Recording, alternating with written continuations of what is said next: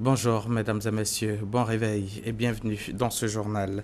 Le Premier ministre est de retour à Abidjan. Daniel Kablan-Duncan revient des assemblées annuelles du FMI et de la Banque mondiale au Pérou, où il a échangé avec des responsables des institutions Banque mondiale donc et FMI, lesquels ont réaffirmé au nom de leurs institutions, leurs différentes institutions, leur soutien à l'économie ivoirienne. Hervé Blé. Un séjour fructueux pour le Premier ministre Daniel Kablan-Duncan, les institutions de Bretton Woods et différents partenaires au développement qui se réjouissent des résultats obtenus par les autorités ivoiriennes vont apporter des financements importants pour servir de levier à l'économie de la Côte d'Ivoire. Nous avons discuté avec le gouvernement surtout comment continuer à promouvoir le secteur de l'agriculture. Comme vous le savez très bien, le groupe de la Banque mondiale vient de passer à notre conseil d'administration le plan de développement, le plan d'assistance et d'appui pour la Côte d'Ivoire qui inclut évidemment la SFI, la Banque mondiale et EMIGA. Dans ce programme, nous avons évidemment le secteur de l'électricité, mais surtout le secteur de l'agriculture avec les femmes, la création de l'emploi. Nous avons beaucoup parlé de la création de l'emploi. Comment est-ce que nous pouvons maintenant peut-être augmenter l'accès aux finances pour surtout des femmes évidemment, mais toutes les petites et moyennes entreprises. Évidemment, nous avons souhaité au gouvernement de la Côte d'Ivoire beaucoup de succès dans la continuation pour les consultations de la paix et des élections. Nous avons discuté de beaucoup de choses, d'ingénierie financière, d'intégration du secteur privé, mais également de secteurs spécifiques. Qu'est-ce qu'on peut faire pour augmenter la valeur ajoutée dans le secteur agricole? Donc nous avons eu des discussions très approfondies dans ce domaine et nous allons ensemble définir des pistes de travail pour pouvoir vraiment arriver à cela. Vous savez, nous avons des rencontres régulières avec les pays autour de ce qu'on appelle le groupe consultatif. Donc nous avons parlé de la possibilité d'en organiser un au cours de l'année prochaine. Des rencontres de haut niveau étaient au programme du Premier ministre à Lima.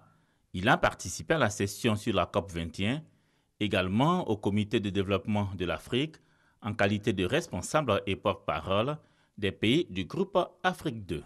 Sa dernière activité au Pérou, le Premier ministre Daniel Kablan-Duncan l'a consacré au renforcement de la coopération entre la Côte d'Ivoire et le Pérou.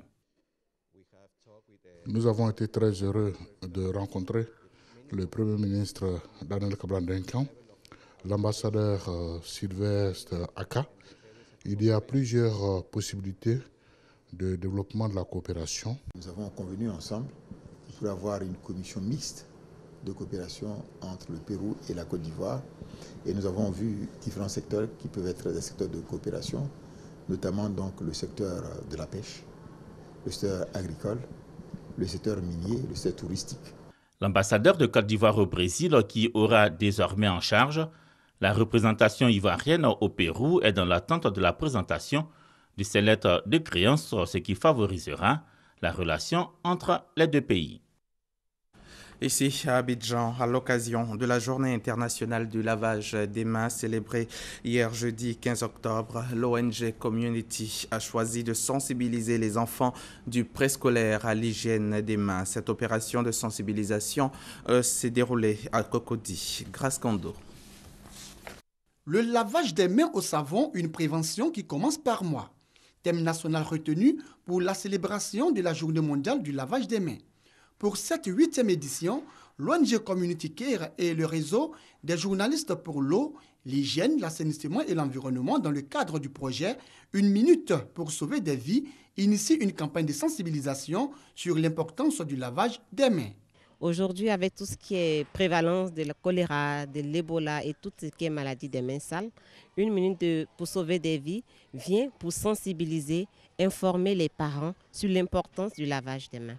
En tant que communicateur, c'est notre devoir de sensibiliser la population, d'éduquer aussi la population à travers nos différents supports. Nous avons décidé cette année de le faire avec les enfants parce que les enfants sont les meilleurs éducateurs. La célébration de cette journée a vu la participation de l'inspecteur de l'enseignement primaire public de Cocody 2, des enseignants de l'école maternelle Château d'Eau 1 de Cocody, des élèves et des parents d'élèves. La grande proportion des maladies se contractent par les mains. Nous commençons par la maternelle parce que nous savons que c'est les tout petits.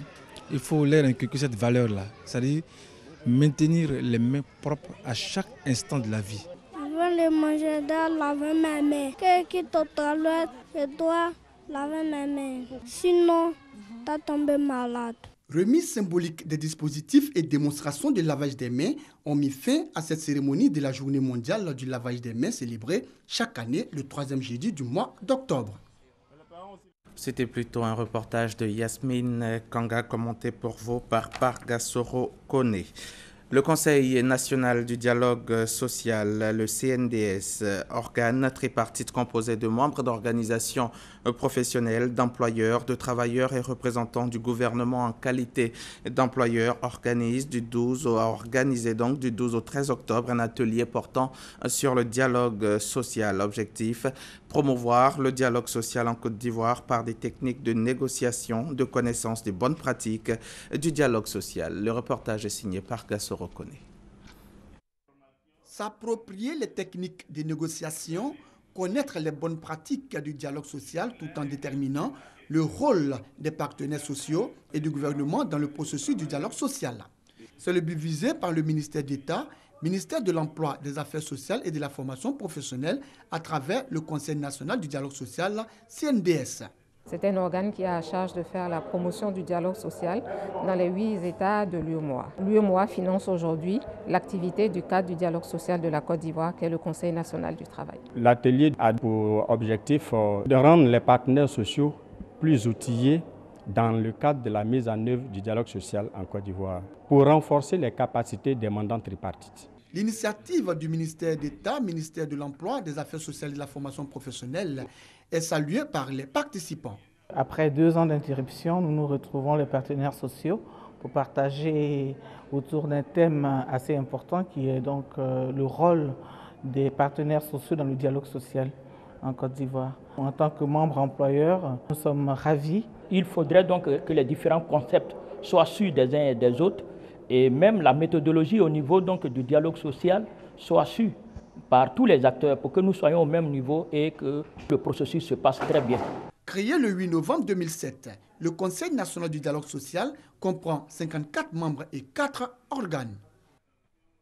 La Commission départementale des eaux et forêts de Touba vient de procéder au lancement du projet Une école, 5 hectares de forêt dans le département. Ce projet s'inscrit dans la mise en œuvre d'un vaste programme de reboisement dans la région du Bafing. Cette cérémonie a été aussi marquée par l'inauguration des locaux réhabilités des services de l'administration forestière. On en parle avec Herman Niamia. Ce sont 2 hectares de teck qui ont été plantés par les élèves du lycée gouverneur Abdoulaye Fadiga et les autorités préfectorales, politiques et administratives de Touba. Ce planting d'arbres s'inscrit dans la droite ligne de l'appel lancé par le président Alassane Ouattara au jardin botanique de Benjaville qui invitait chaque habitant de la Côte d'Ivoire à planter un arbre. S'inscrivant dans cette logique, le commandant Gian Yapo Ivaris, directeur départemental des eaux et forêts, a lancé le projet Une école, 5 hectares de forêt. À terme, à reboiser 6 000 hectares de forêt par 1200 écoles pendant une période de 5 ans. Vous convenez avec moi que la forêt ivoirienne de 16 millions d'hectares en 1900, nous sommes passés à moins de 3 millions d'hectares de nos jours. Le préfet de la région du Bafing, préfet du département de Touba, Yao Kwaku Benoît, a mis l'accent sur les dangers de la déforestation. D'où la nécessité pour chacun de s'inscrire dans ce vaste projet de reboisement lancé par le service des eaux et forêts. Initier 5 hectares ou une école 5 hectares, cela veut dire que si ce slogan est appliqué, nous aurons en principe reboiser toute la Côte d'Ivoire en moins de 5 ans. L'autre temps fort de cette cérémonie a été l'inauguration des locaux réhabilités des services des eaux et forêts. D'un coût global estimé à plus de 40 millions de francs CFA, ce bâtiment de 8 bureaux bâtis sur 2 hectares va abriter la direction départementale et le cantonnement forestier de Touba. Le village de Niamienkro, situé à 7 km de Tiébissour, vient d'être doté de sa première école primaire publique, construite sur une superficie de 6 000 m². La cérémonie de remise de clés s'est tenue samedi dernier, 10 octobre, en présence des autorités administratives, des fils et filles de la région. L'école porte le nom de la première dame, Dominique Ouattara. C'est ce que nous dit Kone Pargasoro.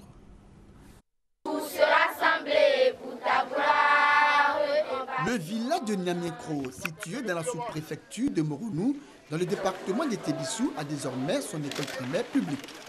C'est un bâtiment de 3 salles de classe équipées de tables-bancs, de bureaux et d'une salle de réunion. Le tout d'une valeur de plus de 13 millions de francs CFA. Un don de Bambama Ferima, marraine de la cérémonie. En 3 mois, vous avez traduit dans la réalité l'un de vos plus beaux rêves, c'est-à-dire permettre à vos enfants, nos enfants, d'aller à l'école. Je suis très heureux d'être associé à la réalisation de cette école, d'où sortiront, j'en suis persuadé, des cadres de demain. Les élèves de Niamey-Kro n'ont pas manqué d'exprimer leur gratitude à la donatrice. Plusieurs années de longue marche, voici enfin libérés.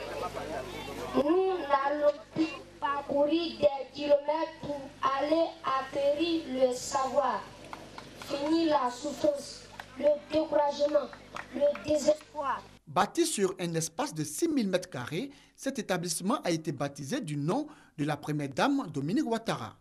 C'est par des échanges de dons et de remises de kits scolaires que cette cérémonie a pris fin. Les femmes de Toumanguié, dans le département d'Aboisseau, elles s'engagent dans la lutte contre la pauvreté. Pour y parvenir, elles se sont regroupées au sein d'une association dénommée Groupe Fidèle qui a pour activité la production et la commercialisation de produits agricoles. Le commentaire est signé Mamadou Kwasi. La production et la commercialisation de produits agricoles comme le palmier à huile, l'EVA, le manioc et le maïs sont les principales activités des femmes de l'association Groupe Fidèle de Toumanguié pour venir à bout de la pauvreté dans leur localité située dans le département d'Aboisseau. Nous avons commencé par une somme de 200 francs par mois en 2007. Nous étions 25 femmes. Et en 2011, nous avons épargné 100 000 francs CFA. Et c'est avec cette somme-là qu'on a commencé par la vente des soupières entre nous, les 25 femmes. Avec ça, en 2013, nous avons eu comme bénéfice 500 000 francs CFA. Et c'est avec ça qu'on a décidé d'investir dans le secteur agricole. Ces activités ont permis à ces femmes de subvenir aux besoins de leurs différentes familles. Heureux de l'initiative des femmes. Le parrain de la cérémonie, Georges Bléoué Aka, a indiqué que les femmes de Toumanguié ont vu juste en investissant dans le secteur agricole. Car selon lui, la terre ne trahit jamais. Aussi pour accompagner ces femmes dans leurs efforts, Bléo Aka a-t-il décidé de leur offrir 10 hectares de pépinières de palmiers à huile et de VA, plus une enveloppe de 1 500 000 francs CFA pour les besoins immédiats. Moi, je veux que le pays là, planter c'est bon chose. Si qui dit planter n'a pas bon, le mati, cacao, il y en a trop. N'a qu'à planter, n'a qu'à planter. Créée en 2007 avec seulement 25 femmes, l'association Groupe Fidèle de Toumanguié compte aujourd'hui 200 membres, toutes des femmes du secteur agricole. La présidentielle 2015 aura lieu le dimanche 25 octobre prochain, mais pour prendre part au scrutin, chaque électeur doit être muni au préalable d'une carte d'électeur délivrée dans les lieux de vote. La distribution de ces cartes a démarré en Côte d'Ivoire le 7 octobre dernier pour s'achever demain, samedi 17 octobre. Nos reporters donc ont fait le tour d'Abidjan, ils ont visité plusieurs bureaux de vote. Le constat, l'engouement est faible.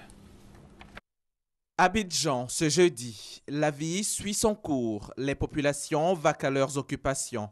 Quelques Ivoiriens se rendent dans les bureaux de vote pour le retrait de leur carte d'électeur afin de prendre part à la présidentielle du 25 octobre prochain. J'ai participé au dernier vote en 2010, donc je n'ai pas eu à faire une nouvelle inscription. J'ai vérifié le dimanche dernier par le biais d'Internet si mon inscription y était.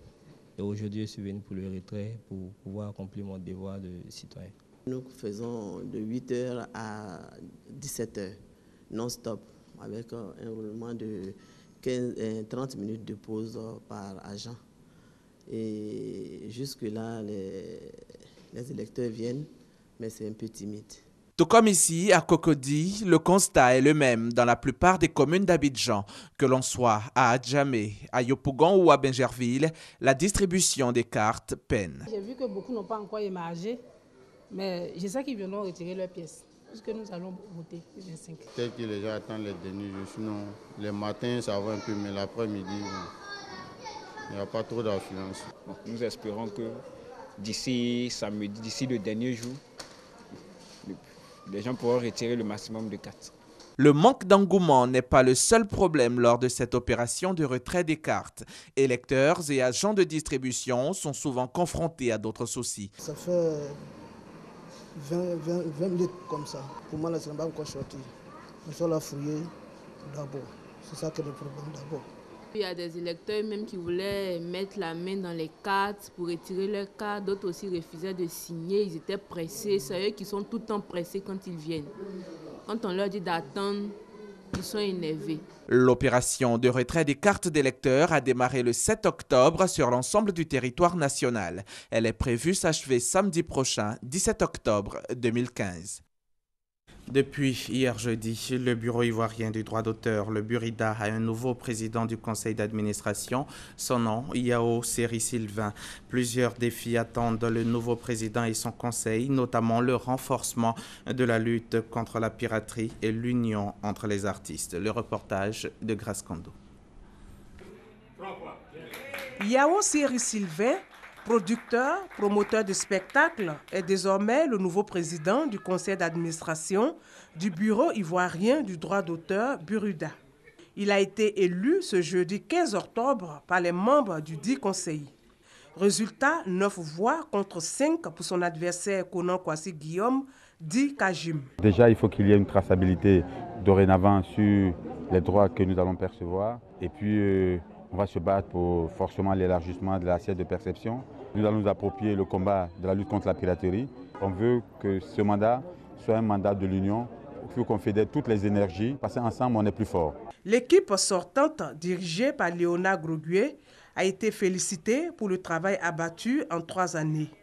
Aussi, les nouveaux membres du Conseil ont-ils été exhortés à plus d'abnégation et de rigueur. Par le passé, il y avait eu des dérives, il y avait eu des abus qui ont amené à cette situation de restructuration qui a pris 3 années et qui est arrivée au bout, qui s'est soldée par des élections transparentes, saluées par tous. En tout cas, faire en sorte que le renouveau du Buruda soit une réalité, les artistes et les créateurs puissent véritablement jouir des droits qui sont les leurs. Séance tenante, la passation de charges entre l'ancien et le nouveau président du conseil d'administration du Buruda a eu lieu. Hors de nos frontières, alors que l'opposition a annoncé qu'elle n'accepterait pas les résultats du premier tour de la présidentielle, la commission électorale poursuit la compilation. Jeudi soir, après 2 journées de travail, la CENI a transmis les résultats de près de 75% de l'électorat guinéen. 2 noms ressortent, celui de Cellou Dalein Diallo, mais surtout celui d'Alpha Condé, pour le moment largement en tête avec 1 million de voix d'avance. Des dizaines de personnes ont été tuées dans les faubourgs de Maïdougouri, dans le nord-est du Nigeria, au cours d'une série d'attentats suicides attribués au groupe État islamique en Afrique de l'Ouest, entendez Boko Haram. Les terroristes ont frappé une mosquée à l'heure de la prière, provoquant un carnage parmi les fidèles qui étaient réunis pour la prière hier soir. Ils ignoraient que parmi eux s'étaient cachés plusieurs terroristes équipés d'engins explosifs. Et puis, football pour terminer, les 54 fédérations membres de l'UEFA maintiennent leur soutien à l'unanimité à Michel Platini, leur président suspendu 90 jours, et souhaitent une issue sur son cas d'ici mi-novembre. Merci de nous suivre sur RTI1. La suite des programmes avec Christelle Melech.